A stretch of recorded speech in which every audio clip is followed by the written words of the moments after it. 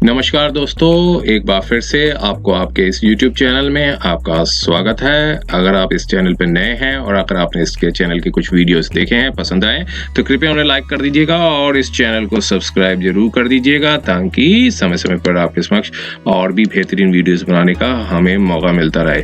दोस्तों, आज एक माननीय सुप्रीम कोर्ट की एक हम जजमेंट आपके समक्ष लेकर आए हैं। ये रिसेंट जजमेंट है क्योंकि ये 2 अगस्त 2022 की जजमेंट है। इस जजमेंट के देखिए लीगल एस्पेक्ट्स ये थे कि जहां अपीलेंट को क्रॉस एग्जामिनेशन नहीं करने दिया गया था ट्रायल कोर्ट में, क्योंकि उनको कहा गया था, डायरेक्शंस दी थी ट्रायल कोर्ट ने कि आप जो है इंटरिम जो अमाउंट है वो डिपॉजिट करें under the provisions of negotiable instrument act section 43A के अंदर।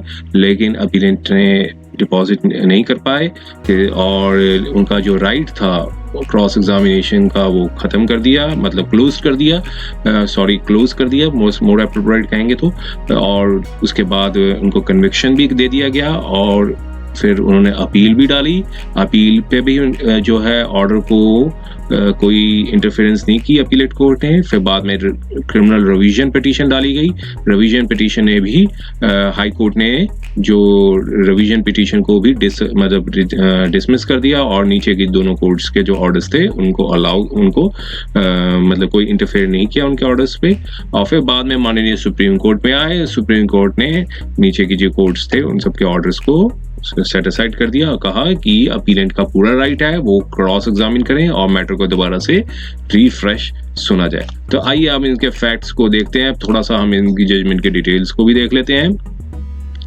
ये देखिए, ये क्रिमिनल अपील नंबर तो यहाँ नहीं मेंशन किया गया है, लेकिन ये special leave petition criminal 2872 of 2022 की है। ये रिसेंटली अभी इसी साल फाइल की गई है और यहाँ पे जो अपील है वो जजमेंट और ऑर्डर थी high court of Karnataka at Bengaluru में जो हाई कोर्ट ऑफ कर्नाटका की है उनकी बेंच के अगेंस्ट में, जहां उनकी क्रिमिनल रिवीजन पिटीशन फाइल की गई थी। जो क्रिमिनल रिवीजन पिटीशन में जो ऑर्डर आया था उसके ऊपर स्पेशल लीव पिटीशन क्रिमिनल की फाइल की गई थी और जो प्रोसीडिंग्स थी वो थी, क्रिमिनल केस था वो फाइल किया था रिस्पोंडेंट ने अपीलेंट के ऊपर फाइल किया था कि offence punishable under section 138 of NI act, negotiable instrument act के अंदर इनके मतलब एक केस लगाया था और जो कि फाइल किया गया था सीनियर सिविल जज और JMFC कोर्ट, एक डिस्ट्रिक्ट है कर्नाटका की, वहां फाइल किया गया था। और उसमें ये फैक्ट्स थे कि मतलब एक चेक दिया गया था सो डेट को, जो अमाउंट था 7 लाख का था, जो कि अपीलेंट ने चेक दिया था रिस्पोंडेंट को कि जो लोन रिसीव किया गया था उसकी पेमेंट के लिए दिया गया था।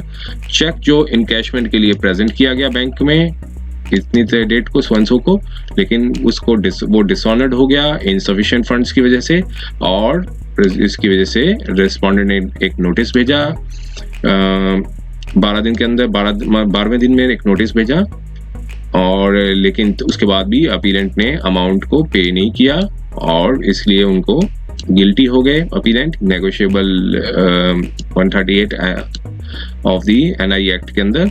अब देखिए, फिर जब कंप्लेंट डाली गई, कॉजेंस लिया गया, समन इशूड हुए, अपीलेंट जो थे अपने काउंसिल के साथ इतनी डेट को 2019 में ही मतलब आए, अगस्त 2019 में। और फिर उसके बाद कोर्ट ने ऑर्डर पास किया कि ट्रायल कोर्ट ने ऑर्डर किया कि अपीलेंट डिपॉजिट करें 20% जो कि चेक अमाउंट था, जो कि एक इंटरिम कॉम्पनसेशन के तौर पे under section 143A of the negotiable instrument act 60 days के अंदर फाइल कर मतलब डिपॉजिट करें। और जो पीरियड जो ग्रांटेड था वो कि इतनी डेट को मतलब 60 डेज के बाद जो है ओवर हो रहा था और फिर रिक्वेस्ट की अपीलेंट ने कि फर्दर 30 डेज का टाइम दे दी जाए, लेकिन उसके बाद भी अपीलेंट ने जो मनी है वो डिपॉजिट नहीं किया एज पर दी फैक्ट्स के हिसाब से। और फिर जो मैटर लिया गया एग्जामिनेशन ऑफ विटनेसेस का और एप्लीकेशन जो थी वो अपीलेंट ने सेक्शन 145(2) के अंदर एक्ट के अंदर मांगी कि उन्हें परमिशन दी जाए क्रॉस एग्जामिन कर सकें वो रिस्पोंडेंट को। चूंकि डिपॉजिट नहीं किया गया था, इंटरिम कॉम्पनसेशन डायरेक्शन दी गई थी कि मतलब डिपॉजिट करें, लेकिन एप्लीकेशन जो थी अपीलेंट की उसको मेंटेनेबल नहीं पाया कोर्ट ने और डिसमिस कर दी ट्रायल कोर्ट ने so and so date order पे। आप आगे देखिए क्या हुआ। उसके बाद कंप्लेंट को एक्सेप्ट कर लिया गया, कंप्लेंट को अलाउ कर दिया गया और ट्रायल कोर्ट ने पाया कि अपीलेंट जो है गिल्टी है सेक्शन 138 ऑफ द एक्ट के अंदर।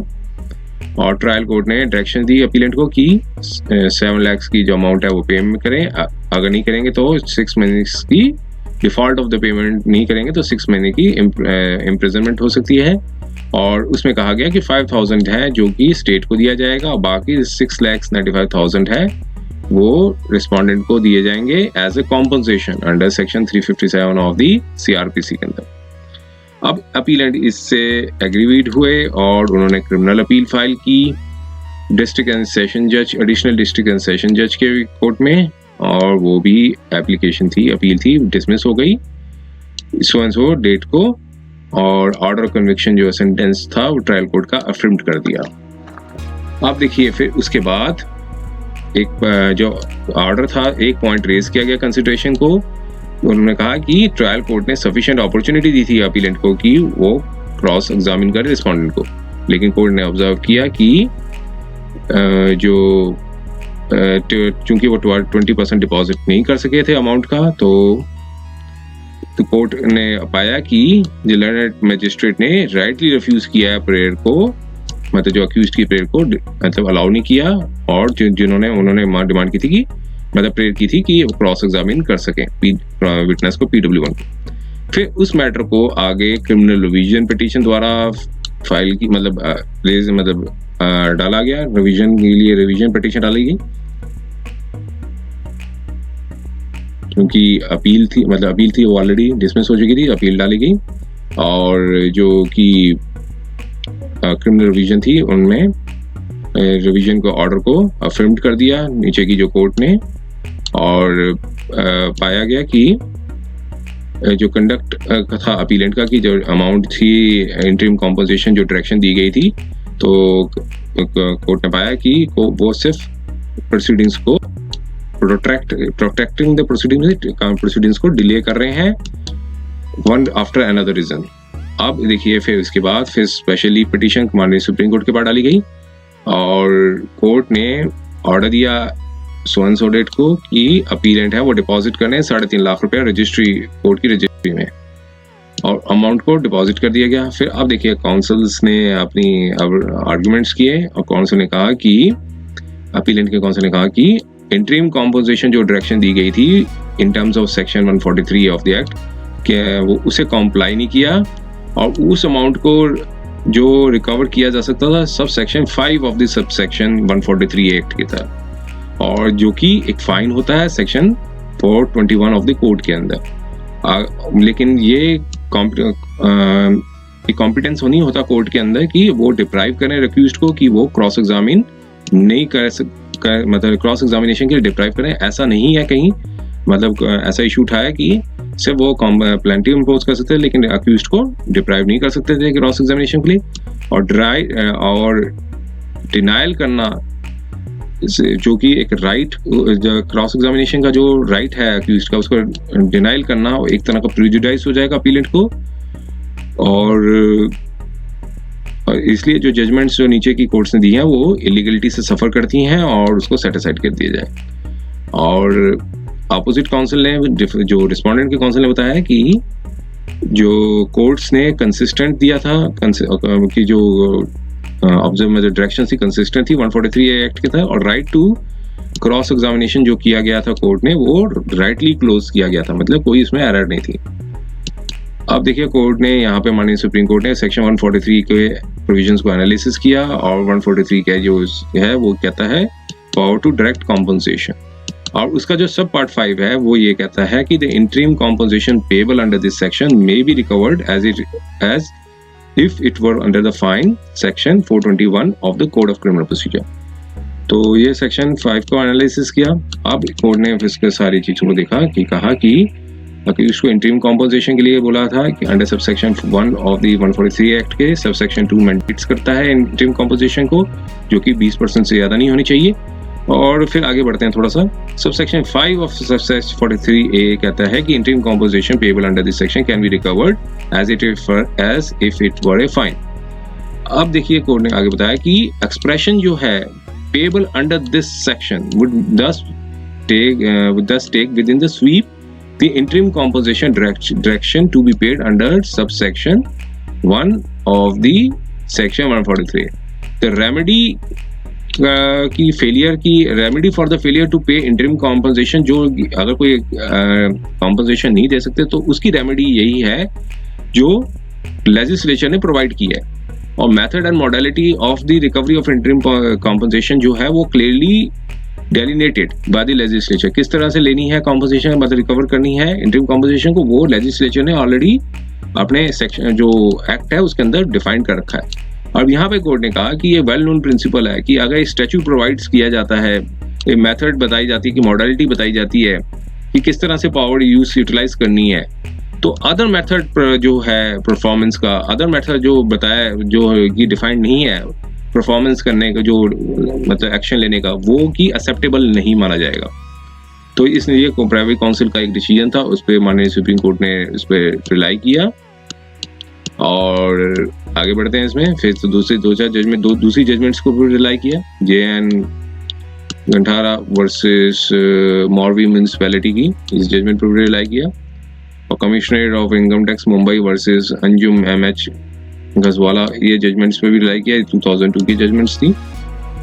और फिर अब फाइनल वर्डिक्ट ये दिया कि जो कंसर्न प्रिंसिपल था वो कहीं नहीं मेंशन कंटेम्पलेट्स करता है कि अक्यूज्ड जो कि फेल कर दे इंटरिम कॉम्पनसेशन देने से, और could be fasted with any other disability including the right of the denial of the cross examination the witness examined on the behalf of the complainant. और इस तरह का कोई भी ऑर्डर फोरक्लोजर करना right would not be within the power, ये power के अंदर नहीं आएगा कि वो कोर्ट के पास किसी तरह की पावर हो कि वो मतलब डिप्राइव करें, मतलब जो उनका राइट है उसको क्लोज कर दें। और मैटर ऑफ फैक्ट जो इस तरह का पावर यूज करते हैं कि वो उनकी जो permissible exercise of the power है उससे बियॉन्ड जाएगा, उससे आगे बढ़ जाएगा अगर इस तरह की पावर को इस्तेमाल करते हैं। तो अब यहाँ पे बताया कि right to the cross examination of the respondent जो कि डिनाई किया गया था बाय द अपीलेंट, जो नीचे की जो कोर्ट्स थी वो सफर करती हैं फ्रॉम इनहर्ट इन्फर्मिटी एंड इलीगलिटी। इस नीचे की जो कोर्ट्स के ऑर्डर जो है इन्फर्मिटी और इलीगलिटी से सफर करते हैं। तो we have no hesitation along this appeal, और नीचे के जो कोर्ट्स के जो ऑर्डर थे उनको सेट असाइड कर दिया और कंप्लेंट नंबर 100 थी उसको फाइनली रिस्टोर कर दिया ट्रायल को। और ट्रायल कोर्ट को डायरेक्शन दी कि परमिट किया जाए अपीलेंट को कि वो क्रॉस एग्जामिन कर सकें रिस्पोंडेंट को, और उसके बाद ही प्रोसीडिंग्स के बाद जो खत्म होने के बाद ही एक लॉजिकल कंक्लूजन में आ सकें। और इस ऑब्जर्वेशन के बाद अपील को अलाउ कर दिया। और बाद में साथ में एक दूसरी सर्टेन डायरेक्शंस दी। और 2 अगस्त 2022 की थी जजमेंट। उम्मीद है ये वीडियो आपको पसंद आया होगा, ये लीगल एस्पेक्ट्स इसमें जो कोर्ट ने डिस्कस किए आपको अच्छे लगे होंगे। अगर ये वीडियो पसंद आया तो कृपया इसे लाइक कर दीजिएगा और इस चैनल को सब्सक्राइब जरूर कर दीजिएगा, ताकि समय समय पर हम आपके समक्ष और भी नई जजमेंट्स और भी अच्छे वीडियोस आपके समक्ष लेकर आते रहें। समय देने के लिए बहुत बहुत धन्यवाद।